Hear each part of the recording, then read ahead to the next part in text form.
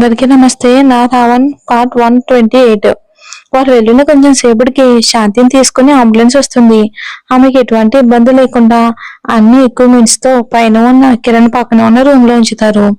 శాంతిని చూసుకోవటానికి పర్మనెంట్ గా డాక్టర్ని అక్కడే అపాయింట్ చేస్తాడు సిద్ధు. శాంతి ఎవరో తెలియని వాళ్ళు ఆమె ఎవరో ఎందుకు ఎలా ఉందో అని ఆమె వైపు అలాగే చూస్తూ ఉంటే శాంతి గురించి తెలిసిన వాళ్ళు వాళ్ళ మనసులోని ఆమెకు ప్రత్యేకమైన ప్లేస్ నిచ్చి బాధ కళ్ళతో ఆమె వైపు అలాగే చూస్తూ ఉంటారు. ఇక ముఖ్యంగా కొంతలో కొంతైనా ఉపశమనం కలుగుతుంది. తన ఫ్రెండ్ ఇక నుంచి తన దగ్గర ఉండి అన్నీ చూసుకోవచ్చని. శాంతి ఎవరో తెలియని వాళ్ళకి ఒక్క మాటలోనే ఫ్రెండ్ అని చెప్తాడు. అంతలో కిరణ్ కళ్యాణి గారిని తీసుకుని లోపలికి వస్తూ ఇంకలా కనిపించేసరికి అమ్మాయికి ఒక్కసారిగా బాధ, సంతోషం, దుఃఖం పొంగుకు వచ్చి గట్టిగా ఏడుస్తూ అత్త అని పిలుస్తుంది. అసలే 4 రోజుల నుంచి ఆమె జీవితంలో జరుగుతున్న వాటిని చూసి కళ నిజమా అని దిగ్భ్రాంతిలో కొత్తగా అనిపిస్తూ ఉంటే ఇప్పుడు కిరణ్ ఎక్కడికి తీసుకొచ్చాడో తెలియక ఇంద్రభవనం లాంటి మనుషాన్ని చూసి భయంగానే లోపలికి అడుగుపెట్టిన ఆమెకు ఎన్నో సంవత్సరాల తర్వాత తన కూతురు లాంటి అమ్మ గొంతు వినగానే ఆశ్చర్యంగా ఆ పిలుపు వచ్చిన వైపే చూస్తుంది. తను చూస్తున్న ఆమె చుట్టుపక్కల ఎవరు ఉన్నారో గమనించకుండా అమ్ములమ్మ నువ్వేనా అని గబగబా తన వైపుకు అడుగులు వేస్తారు. చిన్నప్పటి నుంచి అమ్మలాగే చూసుకున్నామని ఎన్నో సంవత్సరాల తర్వాత చూస్తున్నా అమ్ము కూడా పరుగులాంటి నడకతో ఆవిడ దగ్గరికి వెళ్లి గట్టిగా హత్తుకుని ఏడుస్తుంది. ఈ 4 సంవత్సరాలలో తన పడ్డ బాధకి, అవమానాలకి నిలిచిపోయిన అమ్మ ఆవిడ ఒడిలో సేద తీరాలి అని ఎన్నిసార్లు అనుకుందో. కళ్యాణి కూడా అమ్మోని అంతే గట్టిగా హత్తుకుని ఇన్ని సంవత్సరాలు ఏమైపోయావే, ఇన్ని సంవత్సరాలలో ఈ అత్త కనీసం ఒక్కసారి కూడా గుర్తుకు రాలేదా? నీకు పెళ్ళైన రోజు రాత్రి శాంతి వచ్చి అమ్ములుకి పెళ్ళి అయిపోయింది అని చెప్పింది. అది విన్నా నాకే ఆశ్చర్యం వేసింది. ఇంటి పక్కన ఉన్న మాకు తెలియకుండా నీకు పెళ్ళి ఎప్పుడయ్యింది అని. నిజంగానే నీకు పెళ్ళయిందా? శాంతి ఏదో చెప్పింది. మీ నాన్న పిన్ని డబ్బు కాసుపడి ఎవరికో అమ్మేశారంట, మరి నిజమేనా? చాలా చెప్పింది. నేను పెళ్లి చేసుకున్నవాడు మంచివాడు కాదు, రాక్షసుడు అని. తెల్లారి నిన్ను అతని దగ్గర నుంచి ఎలాగోలా తప్పించి తీసుకువస్తాను అని. ముగ్గురం కలిసి ఎటైనా వెళ్ళి బతుకుదామని చెప్పింది. ఇక తెల్లారే బయలుదేరింది. మరి ఇంక అక్కడ ఏం జరిగిందో ఏమో తెలీదు. ఎప్పటికో సాయంత్రానికి చావు బతుకుల మధ్య ఉన్నది అని ఫోన్ వచ్చింది.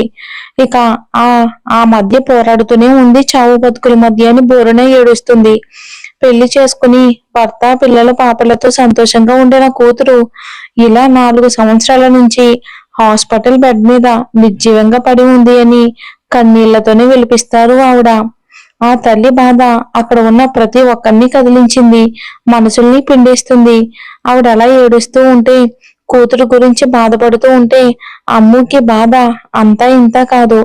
తన కూతురు ఇలా అవడానికి కారణం తనే అని తెలిస్తే చిన్నప్పటి నుంచి కూతుర్లా చూసుకున్న తనని అసహించుకుంటారేమో అన్న భయం పట్టుకుంది అమ్ముకి. అసలు ఆ మాట చెప్పే ధైర్యం కూడా ఆమెకు చాలటం లేదు. చెప్పిన తర్వాత ఆమె ఎలా రియాక్ట్ అవుతారో ఏమోనని భయం. అక్కడున్న సిచ్యువేషన్ ని అర్థం చేసుకున్న సిద్ధు వాళ్ళ దగ్గరికి వచ్చి, ఆంటీ మీరు ఇలా బాధపడి టెన్షన్ తో మీ ఆరోగ్యం పాడు చేసుకోకండి, ముందు మీరు రిలాక్స్ అవ్వండి అని. అమ్మాడు నువ్వు కూడా ఏంటి? ఆంటీకి ధైర్యం చెప్పి ఓదార్చాల్సింది పోయి నువ్వు కూడా ఎలా అయిపోతే ఎలా అని కసిరి. ఇక ఆంటీ శాంతికి ఏమీ కాదు, త్వరలోనే తను మామూలు మనిషి అయిపోతుంది. మీరు అనుకున్నట్టే మీ కూతురు పెళ్లి చేసుకుని పిల్ల పాపలతో సంతోషంగా ఉంటుంది. ఇది మీరు త్వరలోనే చూస్తారు అని ధైర్యం చెప్తాడు సిద్ధు. ఇది నిజంగా జరుగుతుందా బాబు అని దీనంగా అడుగుతుంది ఆవిడ. తప్పకుండా జరుగుతుంది. ఇక అమ్ము ఆ మాటకే ఆవిడ సంతోషంతో ఉక్కిరిబిక్కిరైపోతూ, నాకు ఎవరు చెప్పనే లేదు, నేను నా కూతుర్ని వెంటనే చూడాలి అని కిరణ్ వైపు తిరిగి, బాబు నన్ను నా కూతురున్న చోటికి తీసుకెళ్ళవా అని అడుగుతుంది.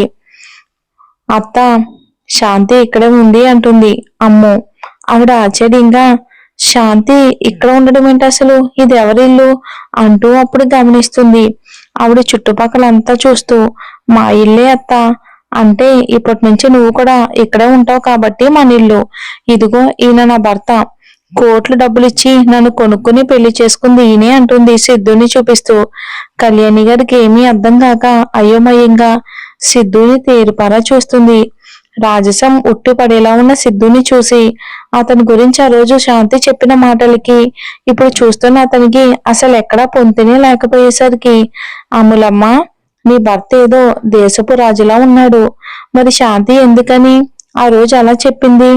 అత్త, నేను తర్వాత అన్ని వివరంగా చెప్తాను అని అక్కడ అందరినీ తనకి ఏమవుతారో చెప్పి పరిచయం చేసి సన్నీ బన్నీని పిలిచి, నా పిల్లలు, నీ మనవర్లు అనగానే ఆవిడ ఆనందంతో సన్నీ బన్నీని దగ్గరికి తీసుకుని వాళ్ళని ముద్దు చేస్తూ, అమ్ములమ్మ, వీళ్ళు భలే ఉన్నారు కవల పిల్లలు అని వాళ్ళ బొగ్గలను పిండేస్తూ, భలే ఉన్నారు గుమ్మడికాయలు.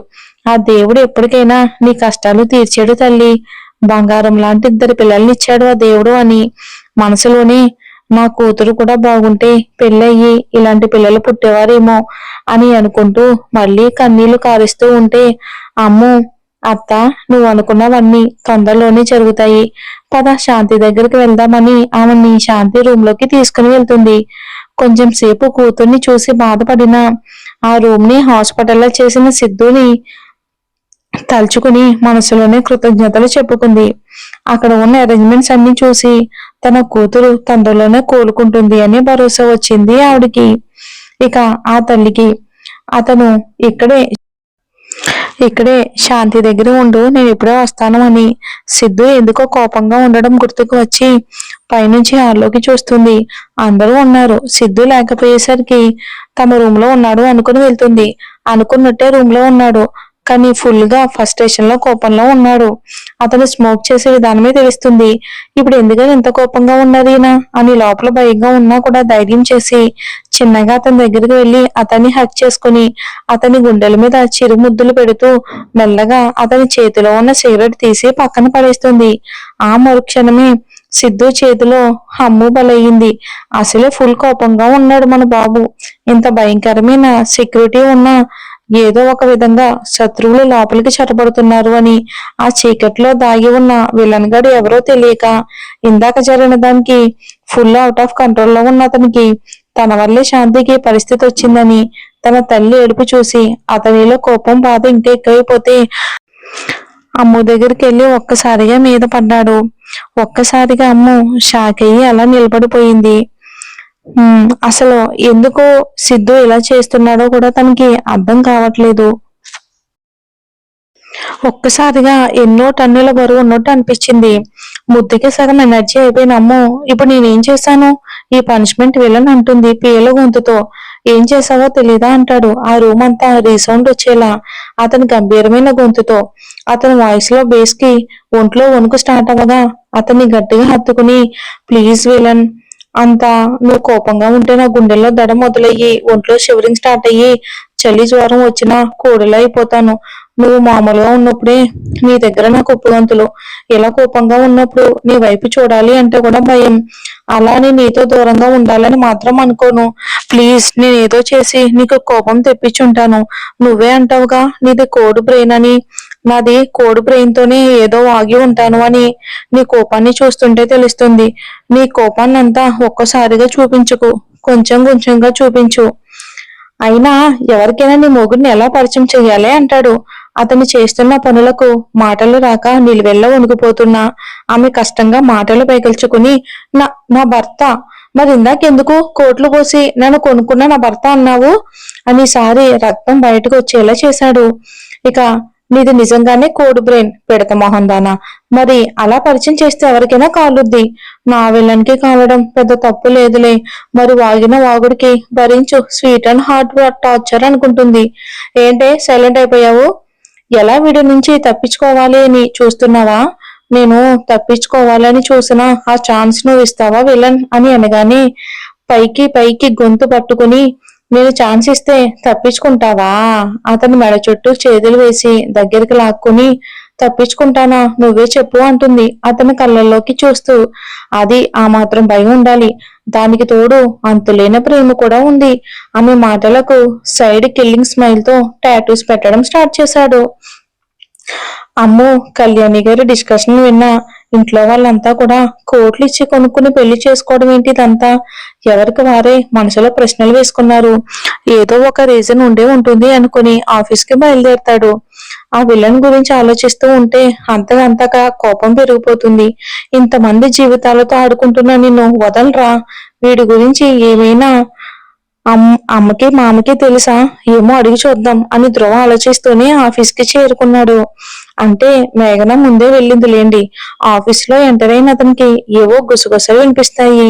ఆ గుసగుసలు మేఘన గురించని తొందరగానే తెలిసి ఆటోమేటిక్ గా పిడికిలి బిగుసుకుని నరాల పైకి తేలయ్యి మన ధ్రువకి.